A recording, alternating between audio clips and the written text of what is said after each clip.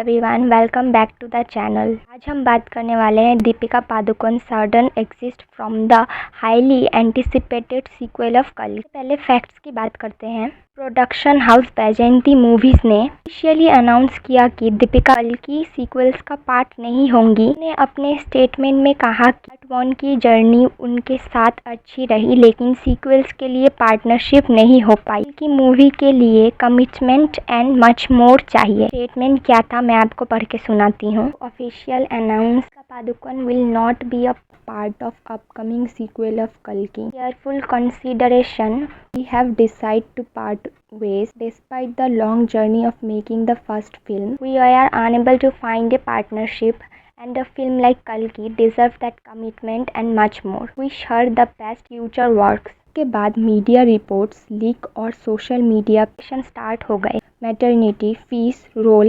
Reduction, professionalism, सब topics discuss होने लगे। कल की एक माइथोलॉजिकल एपिक है, डायरेक्टेड बाय नाग अश्विन, अमिताभ बच्चन, कमल हसन और दीपिका पादुकोण एज सुमति।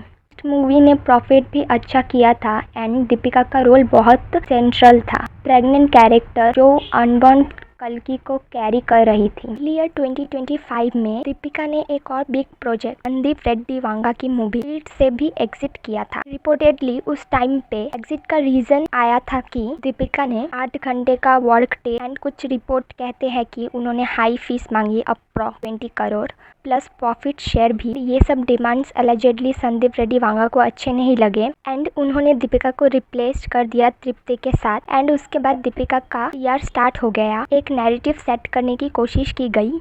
ऐसा भी कहा गया कि कुछ ए रेटेड या इंटेंस सीन्स है जो दीपिका को नहीं करना, लेकिन तृप्ति कंफर्टेबल है करने के लिए। इवन तृप्ति का कैरेक्टर असैसिनेशन भी किया गया, व्हिच इज एक्सट्रीम। इसके बाद संदीप वांगा ने कुछ क्रिप्टिक पोस्ट किए थे। उनका कहना था, when I narrate a story to an actor I place 100% faith. There is an unsaid NDA between us, but by doing this, you have disclosed the person that you are. Putting down a younger actor and outing my story. Is this what your feminism stands for?